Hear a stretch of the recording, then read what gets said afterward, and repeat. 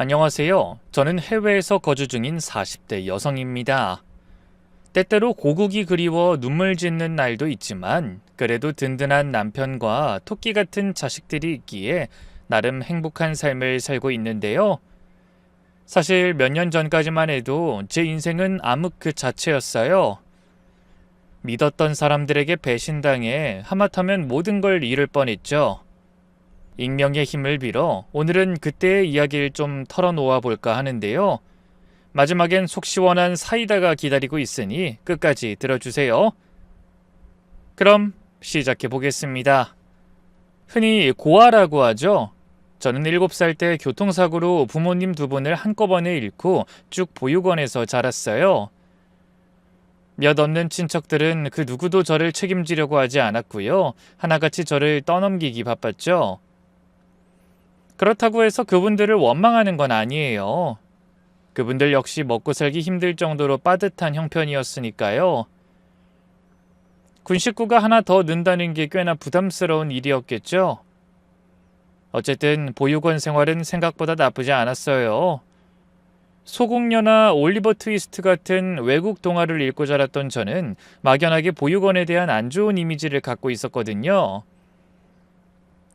가령 원장 선생님이 아이들을 때린다거나 굶긴다거나 하는 식으로요.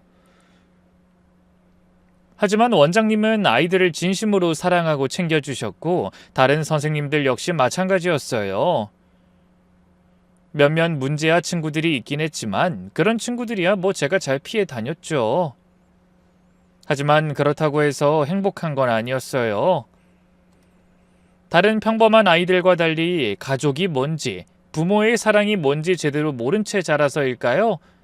늘 마음 한구석에 뭐라 표현할 수 없는 공허함 같은 게 있었어요. 그래서 언젠가는 저만의 따뜻한 가족을 만들고 싶다는 꿈만 품고 살았네요. 20살, 성인이 돼 보육원을 나온 후 정말 열심히 살았어요. 낮에는 공장에서 일하고 밤에는 야간대학을 다니면서 공부했죠. 나라에서 자립지원금이 나오긴 했지만 그걸로 먹고 살면서 대학 등록금까지 대기엔 택도 없었거든요. 일하랴 공부하랴 잠은 하루에 서너 시간밖에 못 잤지만 더 나은 삶을 위해 꾹 참았네요. 물론 쉬운 일은 아니었어요. 공장 일은 20살짜리 어린 여자애가 하기엔 정말 힘들었거든요. 쉴 새 없이 돌아가는 기계 소음에 귀가 아프고 서서 일해야 하니 다리도 퉁퉁 부었죠. 그래도 학비를 벌기 위해 악착같이 버텼어요. 같이 일하던 다른 이모들이 저더러 독종이라면서 혀를 내두를 정도였네요. 공부도 허투루 하지 않았어요. 평일 낮에는 일하느라 공부를 거의 못하니까 주로 주말에 몰아서 공부했는데요. 잠이 쏟아질 때마다 얼음물에 두 발을 담궈가며 바늘로 팔뚝을 찔러가며 책을 읽었죠. 또래 친구들은 연애도 하고 취미생활도 즐기며 젊음을 만끽했지만 저에겐 그런 여유가 없었어요. 오직 공부와 일뿐이었죠. 때로는 너무 힘들어서 포기하고 싶었지만 더 나은 미래를 위해 이를 악물고 견뎠어요. 그렇게 노력한 덕분일까요? 야간대학을 졸업한 뒤 운 좋게 중견기업에 입사할 수 있었어요. 정말 꿈만 같았죠. 보육원 출신의 야간대학 졸업인 제가 그렇게 내실 있고 탄탄한 회사에 들어갈 수 있다뇨. 입사 첫날, 커다란 사무실과 똑똑해 보이는 동료들을 보면서 드디어 새로운 인생이 시작됐구나 생각했어요. 제 인생에 새로운 이막이 열린 것 같았죠. 거기서도 저는 열심히 했어요. 남들보다 배경이 부족한 만큼 실력으로 인정받아야 한다고 생각했거든요. 정말 죽어라 일했어요.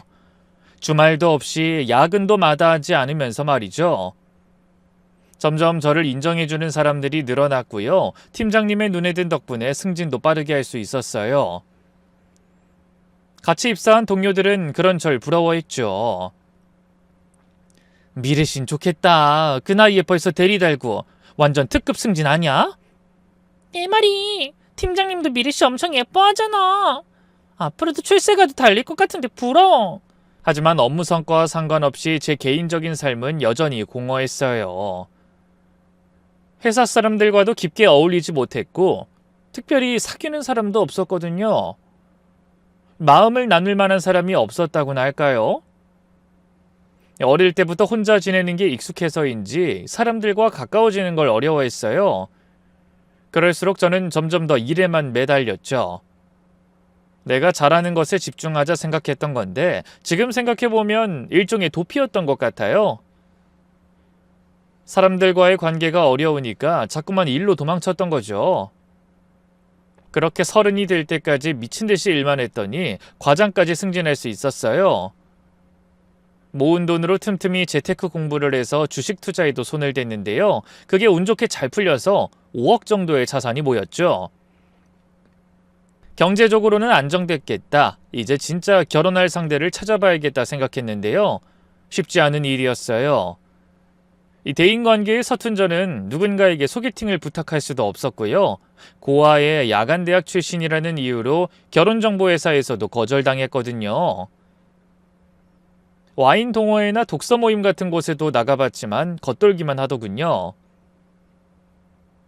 난 평생 혼자 살 팔자인가 보다 그렇게 자괴감을 느끼던 어느 날 운명적인 만남이 절 찾아왔어요. 그날도 평소처럼 회사 근처 카페에서 혼자 점심을 먹고 있었는데 갑자기 비가 쏟아지기 시작했어요. 날씨 예보에서는 맑다고 했는데 갑작스러운 소나기였죠. 우산을 안 가져간 저는 발만 동동 구르고 있었는데요. 그때 갑자기 옆 테이블에 앉아있던 남자가 다가왔어요. 실례합니다. 혹시 우산 없으시면 제 걸 같이 쓰고 가실래요? 땡땡 회사에서 일하시죠? 저도 그 근처에서 일해서 그쪽 방향으로 가거든요. 네? 그게 갑작스러운 상대의 호의에 어찌할 바를 몰랐는데요. 그런 제 반응에 남자가 멋쩍게 웃으면서 말했어요. 저 이상한 사람 아닙니다. 그쪽이 다니는 땡땡 회사 바로 옆에 있는 네모네모 회사에서 일하고 있어요. 이름은 김준호라고 하고요. 여기 제 명함이요. 남자가 제게 명함을 하나 내밀었어요. 얼떨결에 받아들자 남자가 다시 입을 열었죠. 이 카페에 자주 오시죠? 저도 점심때 자주 와서 우연찮게 그쪽을 몇 번 봤어요. 네. 남자는 훤칠한 키에 서글서글한 외모를 가진 여자라면 누구나 한 번쯤 돌아볼 만큼 멋있는 사람이었어요. 무엇보다 따뜻한 미소가 인상적이었죠. 그래도 처음 보는 남자와 함께 우산을 쓰는 게 영 내키지 않았어요. 괜찮아요. 비 그칠 때까지 기다릴게요. 이 비 언제 그칠지 모르는데요. 우산 같이 쓰기 못하면 이거 쓰고 가실래요? 전 그냥 뛰어가면 되거든요. 계속된 호의를 더는 거절할 수가 없더라고요. 그의 배려에 결국 우산을 같이 쓰고 나왔는데요. 그 남자 정말 신사적이더군요. 제가 젖지 않게 우산을 한껏 기울여주고 무릉덩이가 있으면 먼저 알려주기도 했죠. 회사 앞에 도착해 그의 어깨를 보니 우산을 쓴 게 무색할 만큼 흠뻑 젖어 있었어요. 그 모습을 보니 너무 미안하더군요. 저기 죄송해요. 저 때문에 다 젖으셨네요. 에이, 이 정도는 괜찮아요. 금방 마릅니다. 신경 쓰지 마세요. 그래도 전 그러시면 나중에 커피 한잔 하실래요? 네? 커피요? 네. 내일 그 카페에서 같이 커피 먹어요. 어때요? 평소 같으면 거절했을 텐데 그날은 마음의 빚이 있었기 때문일까요? 저도 모르게 고개를 끄덕여 약속을 잡았죠. 그렇게 시작된 인연이 제 인생을 바꿔놨죠. 다음 날, 그 사람과 카페에서 함께 커피를 마시면서 간단하게 대화를 나눴는데요. 말이 그렇게 잘 통할 수가 없었어요. 그 사람 역시 저처럼 책 읽고 영화 보는 걸 좋아했고요. 술 중에선 와인을 제일 좋아한다고 하더군요. 저랑 이렇게까지 취향이 비슷한 사람은 처음 봐요. 제가 놀라서 감탄하듯 말하자 그 사람이 씩 웃었어요. 그러게요. 미래 씨랑 저 어쩌면 운명 아닐까요? 그 말에 그냥 어색하게 웃어 넘겼는데요. 다음에 또 만나자는 그 사람의 제안을 거절하긴 힘들었어요. 그렇게 저희는 점심시간마다 만나 함께 밥을 먹었고요. 언젠가부터 주말에도 함께 시간을 보내기 시작했죠. 그와 이야기를 나누면서 제가 얼마나 대화에 목말라 있었는지 깨달았어요. 회사에서는 업무 관련 대화만 하고 집에 가면 혼자였거든요. 그런데 그 사람은 제 말을 정말 진지하게 들어줬어요. 제가 좋아하는 음악, 영화, 책에 대해서도 관심 있게 들어주고 자신의 이야기도 솔직하게 들려줬죠. 제가 고아 출신이라는 걸 말했을 때도 전혀 달라지지 않았어요. 오히려 더 따뜻하게 대해줬죠. 힘드셨겠어요. 혼자서 이렇게 잘 크다니. 하늘에 계신 미래 씨 부모님도 너무 대견하게 생각하실 거예요. 그의 진심 어린 위로에 가슴이 뭉클했어요. 그동안 만났던 사람들은 제가 고아라고 하면 미묘하게 거리를 두거나 동정의 눈빛을 보냈는데 이 사람은 달랐어요. 저를 한 명의 독립적인 인간으로 존중해 주는 게 느껴졌죠. 만나면 만날수록 그 사람이 좋아졌어요. 그 사람 역시 저와 같은 감정이었는지 언젠가부터 저희는 자연스럽게 손을 잡고 입을 맞췄고요. 함께 밤을 보내게 됐어요. 맞아요. 연인 사이로 발돋움한 거였죠. 남자친구는 정말 최고의 연인이었어요. 데이트할 때마다 제가 좋아할 만한 곳들을 미리 알아보고 예약까지 해뒀고요. 특별한 날이 아니더라도 제 생각이 났다면서 머리핀이나 귀걸이 같은 작은 선물을 건네곤 했어요. 한 달 정도 만나면서 제가 점점 남자친구에게 빠져들었어요. 다정하고 배려심 많고 무엇보다 제 말을 진지하게 들어주는 사람이었거든요. 미래야, 너와 함께 있으면 정말 편하네. 이런 기분 처음이야. 그런 말을 들을 때마다 가슴이 두근거렸어요. 저도 마찬가지였거든요. 그와 함께 있으면 오랫동안 느껴보지 못했던 따뜻함이 느껴졌죠.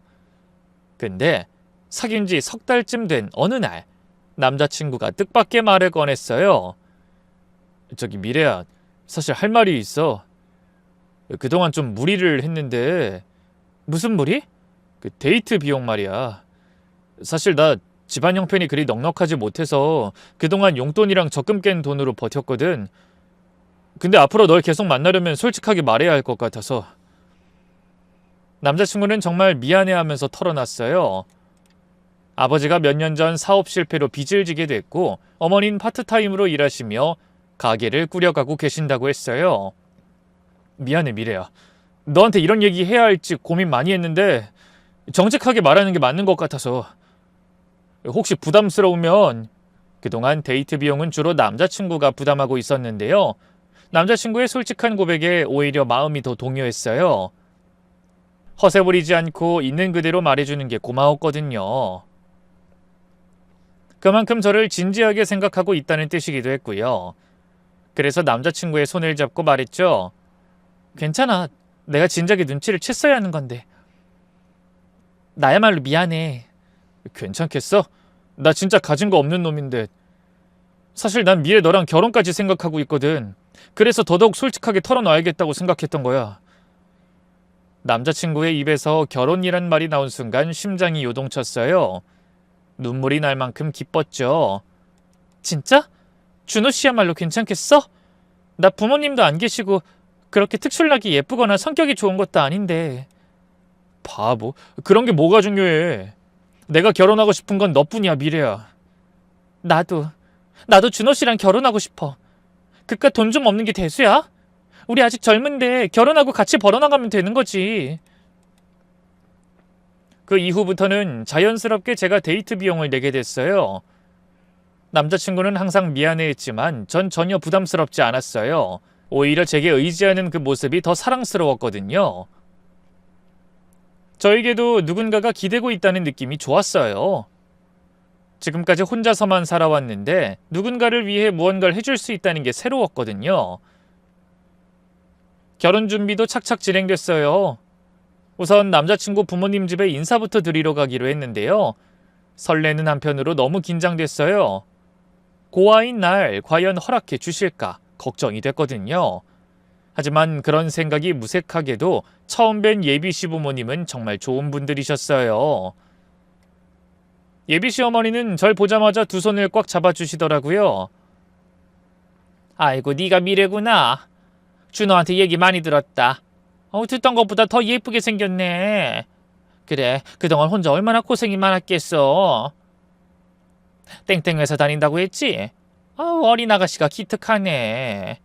혼자서도 아주 잘 컸어. 제가 고아라는 걸 알면서도 예비 시부모님은 절 색안경을 끼고 바라보지 않으셨어요. 있는 그대로 봐주시고 오히려 더 따뜻하게 대해주셨어요. 정말 얼마나 감사했는지 몰라요. 미래야, 이제 우린 진짜 가족이다. 부모 없이 힘들게 자랐을 텐데 앞으로는 우리가 친부모처럼 아껴줄게. 앞으로는 날 네 엄마라고 생각하렴. 예비 시어머니의 그 말에 눈물이 핑 돌았어요. 태어나서 처음으로 누군가 절 가족이라고 불러주는 순간이었거든요. 예비 시아버지도 마찬가지였어요. 나 사업 망하고 좋은 일이라곤 하나도 없었는데 미래에 널 만나려고 그랬나 보다. 준호가 복이 참 많구나. 아니에요, 아버님. 저야말로 준호 씨 같은 사람 만나다니 복이 많은 거죠. 그럼 둘 다 복이 많은 걸로 하자꾸나. 하하하하. 그 부모의 그 자식이라고 예비 시부모님은 남자친구처럼 소박하고 인품이 좋아 보였어요. 허세를 부리거나 가식적인 모습이 전혀 없었죠. 그날 인사를 드리고 나서 남자친구가 저를 바래다 줬는데요. 차 안에서 그러더군요. 우리 집 말이야 너무 낡고 좁지. 그래서 밖에서 볼까 생각도 해봤는데 아무래도 미리 보여주는 게 나을 것 같아서. 사실 너무 긴장해서 주변을 볼 생각도 안 했기 때문에 그제야 남자친구네 집이 어땠는지 떠올려봤어요. 작은 방 2개가 있는 낡은 다세대 주택이었는데 좁긴 해도 깔끔하게 정리돼 있었죠. 아니, 아늑하고 좋기만 하던걸? 준호씨, 내가 말했잖아. 준호씨네 집이 경제적으로 얼마나 어려운 건진 모르겠지만 난 그런 거 신경 안 써. 그렇게 말해줘서 정말 고마워, 미래야. 조금만 기다려줘. 내가 진짜 성공해서 결혼하면 너 손에 물 한 방울 안 묻히게 해줄 테니까. 고무장갑 하나 사준 다음 그걸로 퉁치려고? 어떻게 알았어? 뭐? 준호씨 정말? 실없는 농담을 주고받으며 서로 웃는데 문득 남자친구가 진지한 표정으로 다시 입을 열었어요. 우리 부모님이 미래 널 정말 마음에 들어 하시는 것 같아. 응, 나도 어머님 아버님 너무 좋아. 정말 따뜻하신 분들이야. 진짜 가족이 된 것 같아서 너무 기뻐. 그래?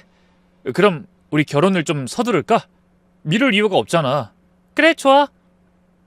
둘이서 열심히 발품을 팔아 식장을 예약하고요. 상견례 대신 예비 시부모님과 함께 근사한 식당에서 밥도 먹었어요. 드디어 제게도 가족이 생긴다는 기쁨에 가슴이 벅찼죠. 평생 꿈꿔왔던 따뜻한 가정을 이룰 수 있다는 생각에 행복했죠. 하지만 결혼은 엄연한 현실이었어요. 몰랐는데 이 결혼이란 게 돈이 정말 많이 드는 거더군요. 저는 가급적이면 예물이니 예단이니 하는 허례허식은 생략하고 싶었는데요. 예비 시부모님 입장은 또 달랐어요. 아무래도 옛날 분들이라 그런가 형편이 안 돼도 형식적인 결혼 관례는 다 밟았으면 하시더라고요. 남자친구가 하나뿐인 외아들이라 더 그런 것 같았죠. 신혼집도 제가 모은 돈으로 저와 남자친구 직장 인근 아파트에 들어가기로 했어요. 남자친구가 집안 빚을 갚느라 모아둔 돈이 하나도 없었거든요. 예비 시부모님은 정말 미안해하셨어요. 특히 예비 시어머니는 눈물까지 글썽이시며 말씀하셨죠. 미래야, 미안하다. 우리가 형편이 이래서 결혼식 비용은 물론이고 신혼집 마련하는 것도 다 너한테 맡기다니 면목이 없구나. 어머님 괜찮아요. 저 혼자서도 충분히 할 수 있어요. 가족이 되는 게 중요하지 누가 돈을 쓰는지 그런 게 뭐가 중요해요. 제가 그렇게 말씀드리자 예비 시어머니가 제 손을 꽉 잡으셨어요. 부모 없이 자랐는데도 이렇게 싹싹하고 착하다니 우리 아들이 정말 복 받은 거야. 미래야, 고맙다. 남자친구도 미안해했어요. 미래야, 미안해. 남자가 돼가지고 집 한 채 못 해오다니. 나중에 꼭 갚을게. 결혼 후엔 내가 모든 걸 책임질 테니까 조금만 참아줘. 갚긴 뭘 갚아. 결혼하면 준호 씨 돈이 내 돈이고 내 돈이 준호 씨 돈인 건데. 아니, 내 말은 너 나중에 애기 낳고 하면 회사 쉬어야 할 테니까 그땐 내가 모든 걸 다 책임지겠다는 거지. 너랑 우리 애기 안심하고 살 수 있게. 아무렇지 않게 이세를 얘기하는 남자친구를 보면서 제 가슴은 점점 부풀어 올랐어요. 진짜 제 가족이 생긴다는 생각에 말이죠. 예식장 계약금에 스드메 비용, 신혼집 전세금과 혼수, 그리고 신혼여행까지 지금껏 모은 돈의 상당 부분을 쓰게 됐지만 정말 행복한 마음이었어요. 그렇게 결혼 준비가 한창이던 어느 날 시댁에 놀러 갔는데 처음 보는 여자가 있었어요. 이제 20대 중후반쯤 됐을까요? 연예인이 아닌가 싶을 정도로 예쁜 여자였죠. 무엇보다 예비 시부모님과 너무 친밀해 보였어요. 제가 놀라서 아무 말도 못하고 있는데 예비 시어머니가 뒤늦게 그 여자를 소개해 주셨죠. 아, 미래야, 넌 처음 보지? 소희라고 우리 준호 사촌동생이야.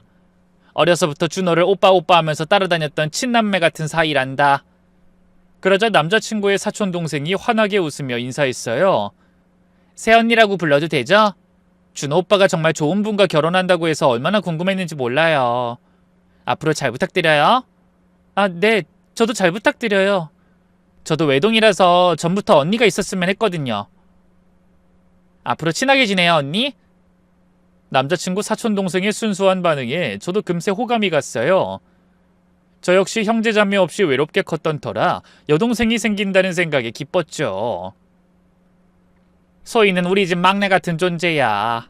일요일마다 와서 밥 먹고 가니까 친하게 지내주렴.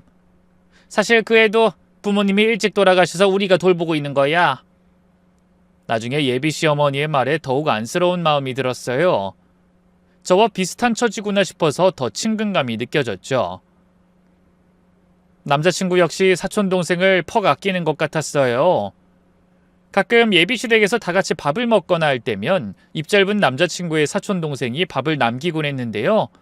그때마다 남자친구가 아무렇지 않게 자기가 먹더군요. 사실 가족끼리도 남은 밥 먹어준다는 게 쉽지 않잖아요. 그런 스스럼 없는 모습을 보면서 정말 친남매 같은 사촌남매구나라고 생각했죠. 남자친구의 사촌동생은 아무래도 남자친구가 제일 편한지 스스럼 없이 이런저런 부탁을 하기도 했어요. 오빠, 방에서 내 가방 좀 갖다 줘. 그리고 올 때 물도 좀 떠주라. 넌 손이 없냐 발이 없냐? 그걸 왜 나한테 시키는데? 아, 나 지금 새언니랑 둘이 얘기하고 있잖아. 얘기 끝나고 네가 직접 하면 되지. 아, 정말 이럴 거야?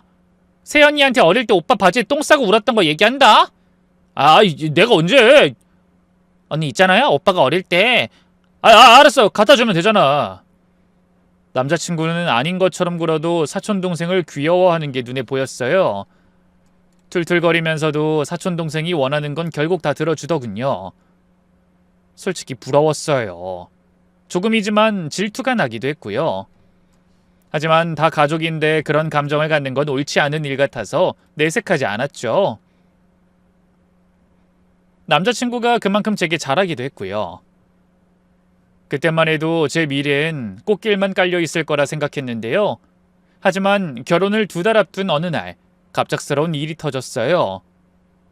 예비 시아버지가 급하게 연락을 주셨어요. 미래야, 급한 일이 생겨서 그러는데 혹시 시간 되면 집에 좀 와줄 수 있겠니? 목소리가 많이 어두워져 있어서 무슨 일인가 싶어 바로 달려갔죠. 시댁에 도착하니 분위기가 심상치 않았어요. 예비 시어머니는 울고 계셨고 예비 시아버지는 한숨만 푹푹 쉬고 계셨어요. 남자친구도 어두운 표정으로 앉아 있었고 사촌동생까지 와서 함께 걱정스러운 표정을 짓고 있었어요. 무슨 일이에요? 미래야, 사실 우리가 너한테 말 못한 게 있어서 그래. 예비 시아버지가 힘겹게 입을 여셨어요. 내가 예전에 친구 보증을 선 게 있는데 그게 이제 와서 탈이 났지 뭐냐.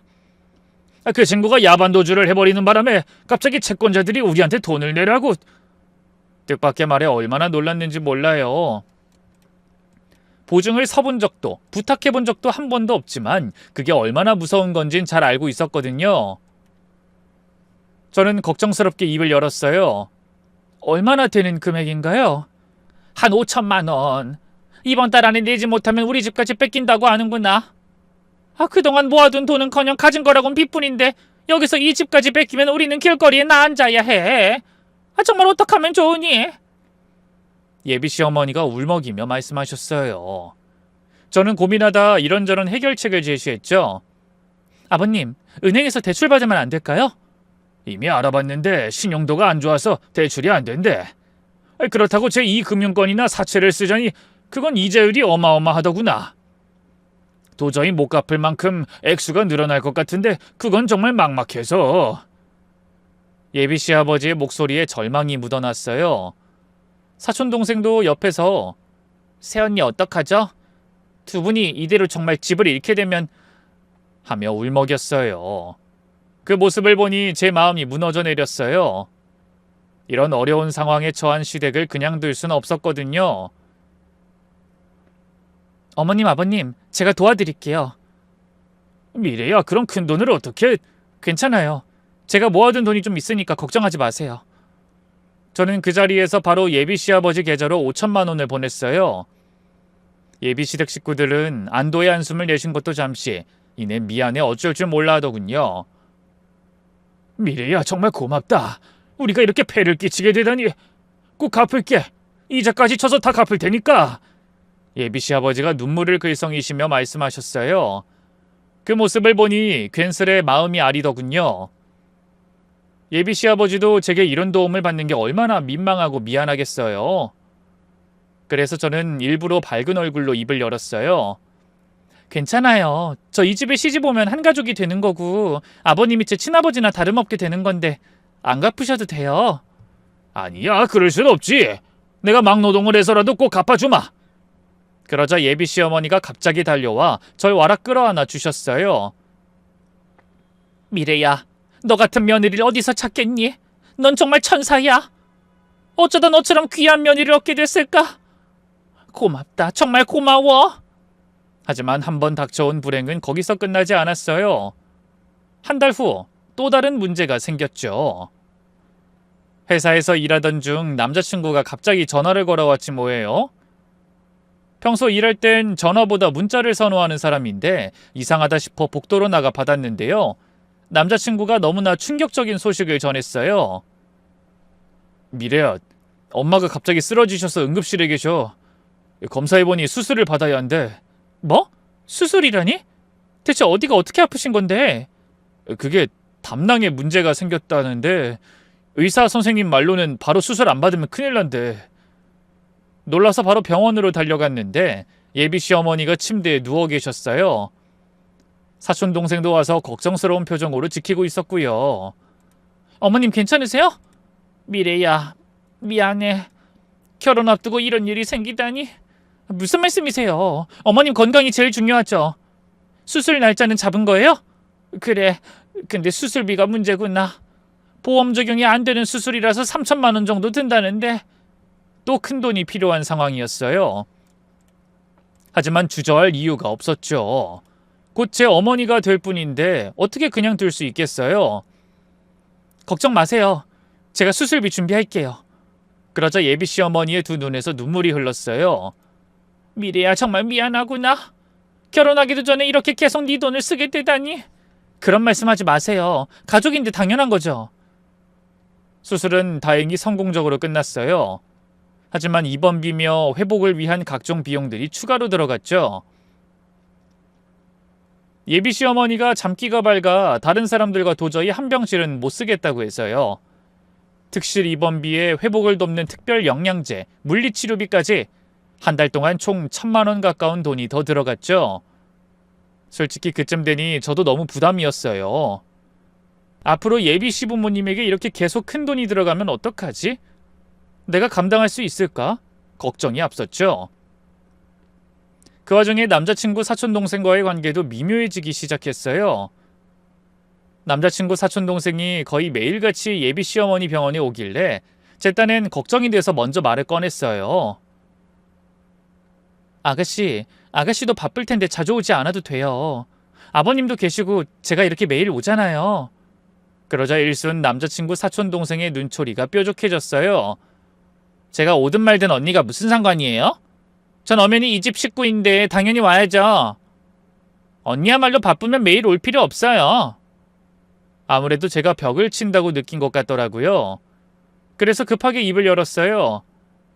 아니, 저는 그런 게 아니라 아가씨 배려한다고 얘기한 건데 기분 나빴다면 미안해요. 네, 솔직히 기분 나빴어요. 솔직히 언니가 준호 오빠랑 아직 결혼한 것도 아니고 남남이나 다름없는 사이잖아요? 오빠네하고는 내가 더 가까워도 가까운데 안 그래요? 그 뒤로 저를 대하는 남자친구 사촌동생의 태도가 묘하게 달라졌어요. 여전히 친근하게 굴긴 했지만 뭐랄까 가끔 저를 보는 눈빛이 묘했어요. 마치 뭔가를 계산하고 있는 것 같은, 저를 관찰하고 있는 것 같은 느낌이었죠. 새언니, 지금까지 어머님 병원비랑 아버님 빚까지 많이 도와주셨죠? 정말 대단하세요. 가족인데 당연한 거죠. 그래도 1억 넘게 쓰셨잖아요. 저였으면 못했을 거예요.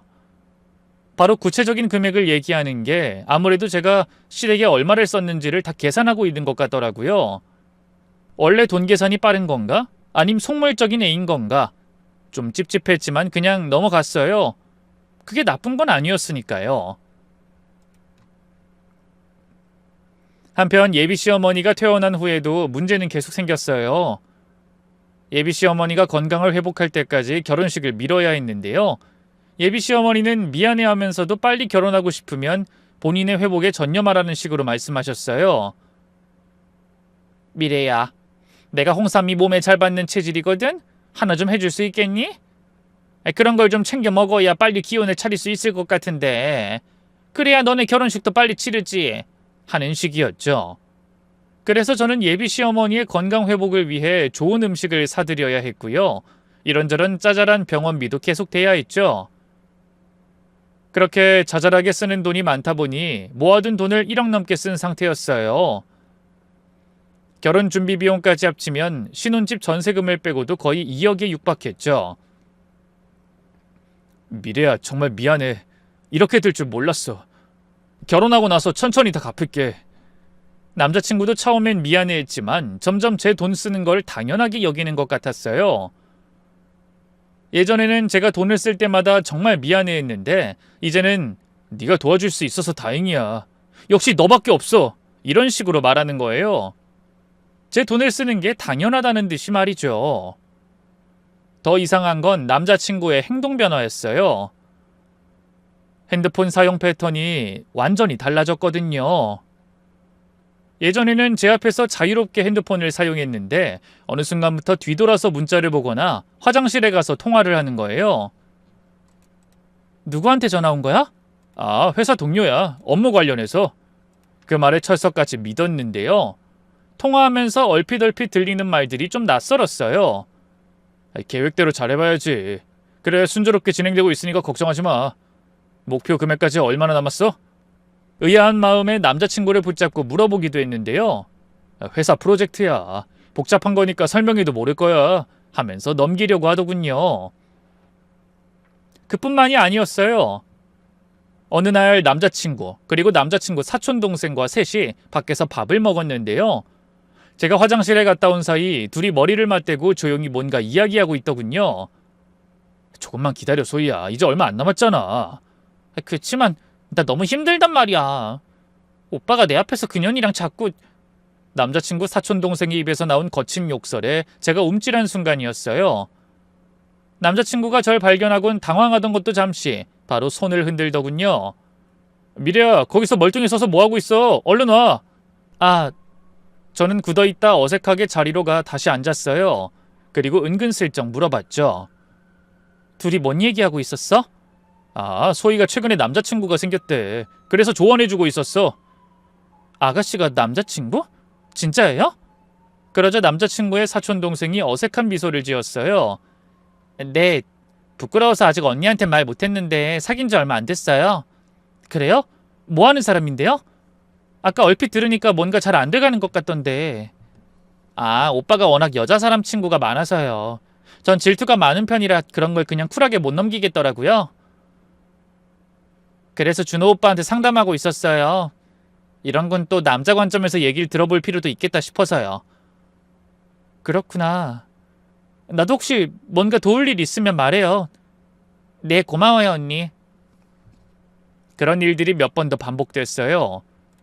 제가 나타나면 갑자기 대화를 멈추고 자연스럽게 다른 얘기로 넘어가는 거예요. 왜 나만 따돌릴까 서운하기도 하고 화도 났는데요. 남자친구가 사촌동생과 싸워온 역사가 있으니 그냥 넘어갔어요. 다행히 얼마 안가 예비씨 어머니는 건강을 회복하셨고요. 미뤄뒀던 결혼식 준비도 다시 시작했는데요. 웬걸, 결혼식을 얼마 앞두고 또 한 번 큰일이 생겼어요. 이번엔 남자친구 회사에서 문제가 생겼다는 거예요. 미래야, 그 회사 거래처가 갑자기 도산하는 바람에 우리도 상황이 어려워졌어. 몇 달 동안 월급을 못 받을 것 같아. 뭐? 그럼 어떡해? 일단은 그만두고 이직을 준비해보게. 어차피 이름 없는 작은 회사였고 언제 망해도 이상하지 않아서 옮길 생각하고 있었거든. 그래도 결혼 앞두고 갑자기 이직이라니. 걱정하지 마. 내가 금방 재취업할 테니까. 하지만 말과는 달리 남자친구는 좀처럼 다른 직장을 구하지 못했어요. 눈이 너무 높았다고나 할까요? 경력직이랍시고 자꾸만 이름난 대기업이나 중견기업에만 이력서를 넣더군요. 보다 못해 제가 말했죠. 준호씨, 일단은 어디든 취업을 한 다음에 대기업이나 중견을 노려보는 게 낫지 않아? 우리 곧 결혼하는데 이렇게 계속 자리를 못 잡으면. 그러자 남자친구가 처음으로 제게 화를 냈어요. 그거 무슨 뜻으로 하는 말이야? 넌 중견 다니면서 왜, 뭐 나는 못할 것 같아? 아니, 내 말은 그게 아니라. 시끄러워! 사람을 무시해도 정도가 있지. 열심히 하라고 응원해주진 못할 망정 어떻게 그럴 수가 있어? 미래 네가 이런 여잔 줄 몰랐다. 이럴 거면 결혼이고 뭐고 다 때려쳐! 준호씨, 그게 무슨 말이야. 알겠어. 내가 너무 준호씨 마음을 몰라줬어. 기다릴 테니까 원하는 회사 합격할 때까지 열심히 해봐. 하지만 이직 준비는 뭐 땅 파서 하나요? 남자친구가 재취업 준비를 하면서 먹는 밥, 교통비, 교재비 등은 전부 제가 대줘야 했어요. 남자친구는 고맙다는 말 한마디 없이 제 지원을 당연하게 여기더군요. 그래도 참았어요. 남자친구가 재취업만 한다면, 결혼만 한다면 상황이 다 좋아질 거라고 생각했거든요. 그런 와중에 미뤄뒀던 예물을 맞추러 가는 날이 됐어요. 결혼 준비 중에서도 중요한 일 중 하나였죠. 미래야, 예물은 간단하게 하자. 어차피 형식적인 거니까. 그래도 예물은 평생 끼고 다닐 건데 예쁜 걸로 하자. 내켜하지 않는 남자친구를 끌고 백화점에 갔어요. 주얼리 매장에서 반지와 시계를 고르는데 남자친구는 간단하게 하자던 말이 무색하게 비싼 시계를 보면서 눈을 빛내더군요. 야, 이거 차고 다니면 가오 좀 살겠는데? 나도 이제 나이가 있는데 시계 정도는 좋은 걸로 차고 다닐까? 그래, 기왕 하는 거 좋은 걸로 해. 근데 우리 예산이 괜찮겠어? 걱정 마, 내가 좀 저렴한 걸로 하면 되지. 그렇게 예물 몇 개를 후보로 받고 남자친구가 화장실에 간 사이 저도 화장실에 가고 싶어졌어요. 뭐 이것저것 보다 보니 시간이 꽤 지났거든요. 그래서 여자 화장실로 향했는데 그곳에서 제 인생을 바꿀 대화를 듣게 됐죠. 화장실 안에서 막 볼일을 보고 나오려던 찰나 변속관 밖으로 누군가 들어오는 소리가 들렸어요. 아유, 오늘 날이 너무 덥지 않니? 그러니까 말이에요. 저희 이따 시원한 빙수 먹을래요? 아이, 그래, 좋지. 아우, 역시 소희 넌 센스가 있어. 너무 익숙한 두 여자의 목소리에 멈칫했는데요. 바로 예비 시어머니와 남자친구 사촌동생의 목소리였어요. 저도 모르게 나가려다 말고 칸막이 안에서 두 여자의 대화를 숨죽이고 들었어요.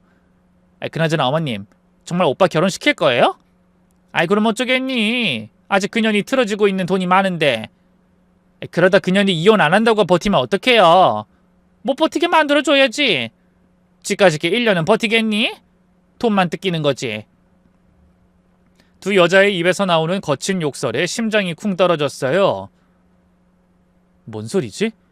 누굴 두고 하는 말이지? 당혹스러운 와중에도 대화는 계속해서 제 귓속으로 파고들었어요. 어머님, 그년 정말 5억이나 있대요? 구라 아닌 거 맞죠? 아이, 그래, 그렇다니까. 준호가 그년이 회사 앞 카페에서 통장 정리하고 주식창 열어놓고 하는 걸 다 봤대. 돈 꽤나 있는 년이구나 싶어서 바로 작업 들어갔단다. 우리 아들이 돈 많은 호구를 제대로 물어왔어. 그제야 깨달았어요. 그들이 년년거리는 여자가, 돈 많은 호구가 다름 아닌 저라는 걸 말이죠. 뿐만 아니라 남자친구는 애초에 제 돈을 목적으로 의도적으로 접근했던 거예요. 충격과 배신감에 덜덜 떠는데 남자친구의 사촌동생이 다시 입을 열었어요. 그럼 1년만 버티면 저 준호 오빠랑 떳떳하게 결혼할 수 있는 거죠? 아이 그럼 당연하지. 내가 며느리로 생각하는 건 소희 너뿐이야. 준호 오빠 연기 정말 잘하더라고요. 제가 얼마나 질투났는 줄 아세요? 질투할 거 없어. 그녀는 그냥 돈줄일 뿐인데 뭘. 10년이나 사귄 너희가 1년 더 못 기다리겠니? 곧 끝나니까 조금만 더 참아라. 그 순간 머리가 하얘졌어요. 사촌동생이 아니었던 거예요. 남자친구의 숨겨둔 애인이었던 거예요. 그러면서 온 가족이 짜고 저를 속이다니. 전 그저 1년 동안 괴롭힘을 당하다가 이혼당할 예정인 돈 셔틀이었던 거죠. 더 이상 들을 수 없었어요. 다리에 힘이 풀려 변기 뚜껑에 주저앉았죠. 지난 시간이 주마등처럼 스쳐 지나갔어요. 예비 시아버지의 빚, 예비 시어머니의 수술비와 남자친구를 뒷바라지한 돈, 그 돈들이 생각나면서 미칠 것 같더군요. 저는 정말 그 인간들을 제 가족이라고 믿었는데 그들은 그저 저를 이용해 먹으려는 사기꾼들이었던 거예요. 고아로 자라 외롭다는 걸 알고 제 약점을 정확히 파악해 이용한 거였어요. 눈물이 왈칵 쏟아졌어요. 하지만 그것도 잠시, 곧 분노가 치밀어 올랐어요. 감히 날 호구로 봐? 내가 그렇게 만만해 보였나? 그 순간 결심했죠. 절대 당하고 있을 순 없다고. 이 사기꾼들에게 제대로 된 복수를 해주겠다고. 바로 정신을 차리고 핸드폰을 꺼냈어요. 그리고 두 여자의 대화를 녹음하기 시작했죠. 다행히 그 뒤로도 한참을 자기들의 사기극에 대해 떠벌리더군요. 잠시 후 화장실에서 나가는 남자친구 사촌동생과 예비 시어머니를 몰래 확인했어요. 역시 제가 아는 그들이 맞았어요. 사촌동생은 언제나처럼 밝은 표정을 짓고 있었고 예비 시어머니는 아무 일 없었다는 듯 자연스러웠어요. 정말 역겨울 정도더군요. 그래도 일단 아무것도 모르는 척하기로 했어요. 성급하게 행동하면 오히려 손해라는 생각이 들었거든요. 대신 완벽한 복수 계획을 세워 이들을 박살내기로 했죠. 그날 남자친구와 예물을 마저 고르면서도 머릿속은 복잡했어요. 이 모든 게 다 가짜였구나. 난 지금 사기극의 주인공이었구나.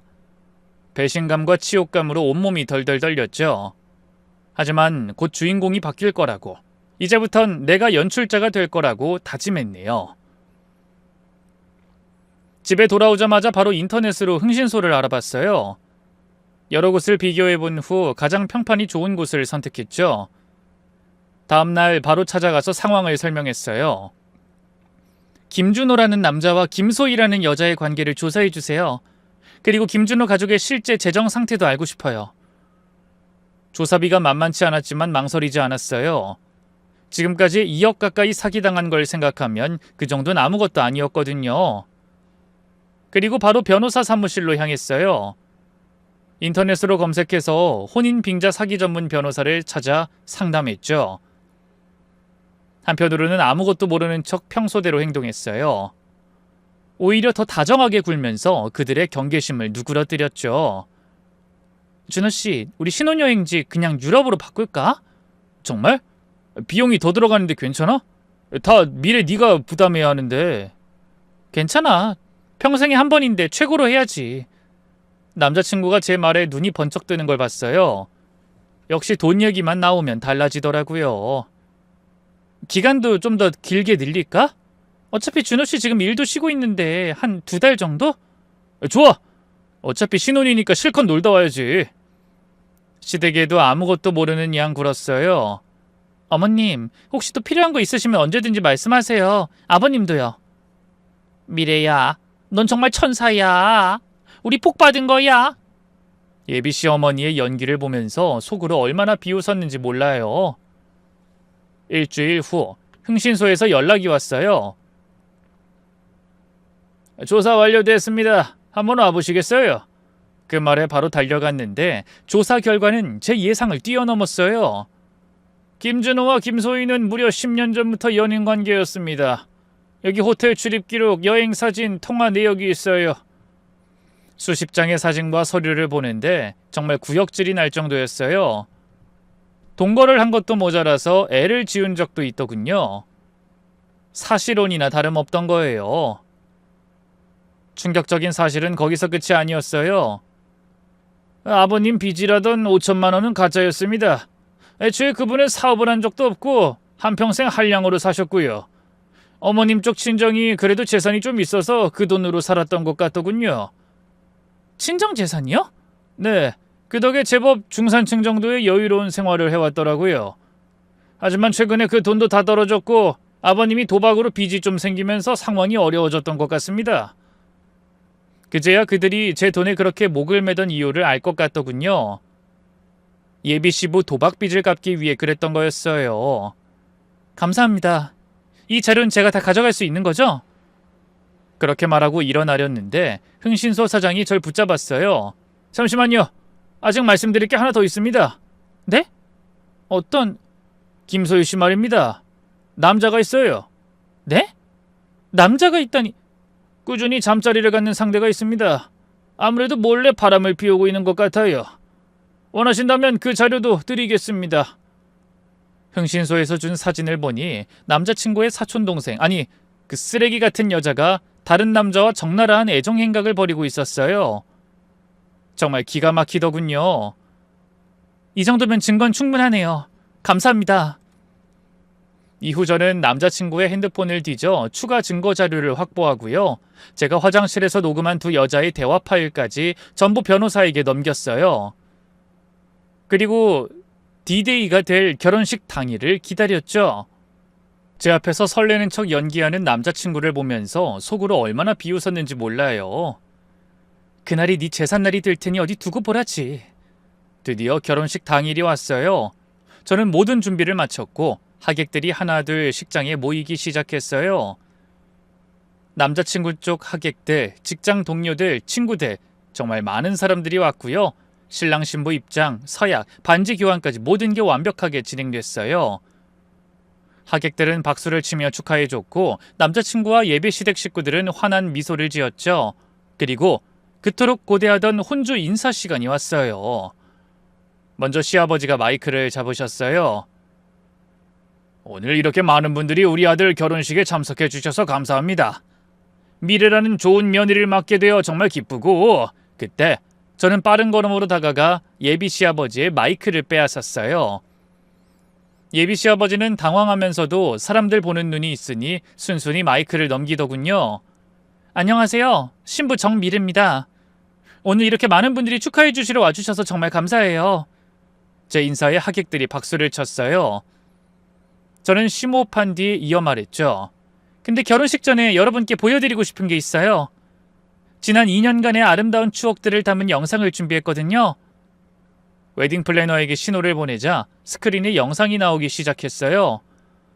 처음에는 평범한 연애 영상처럼 보였어요. 남자친구와 제가 데이트하는 모습, 시댁에서 찍은 가족 사진들, 하지만 곧 분위기가 바뀌었죠.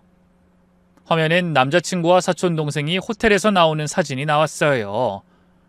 제가 남자친구를 만나기 전부터 찍힌 사진들이었죠. 하객들이 웅성거리기 시작했어요. 저게 뭐지? 신랑이 다른 여자랑? 이어서 더 충격적인 장면들이 나왔어요. 남자친구와 사촌동생이 함께 여행 간 사진들, 애정 행각을 벌이는 사진들, 그리고 마지막엔 화장실에서 녹음한 음성이 나왔죠. 두 여자의 적나라한 욕설과 추악한 본 모습에 식장이 완전히 조용해졌어요. 200명이 넘는 하객들이 모두 충격에 빠진 채 화면을 바라봤죠. 저는 다시 마이크를 들었어요. 네, 여러분이 들으신 게 맞아요. 전 지난 2년간 결혼 사기를 당하고 있었어요. 제 예비 신랑의 사촌동생이라던 저 여잔 무려 10년간 연인이었고 전 단순한 돈 셔틀이었죠. 하객들이 경악했어요.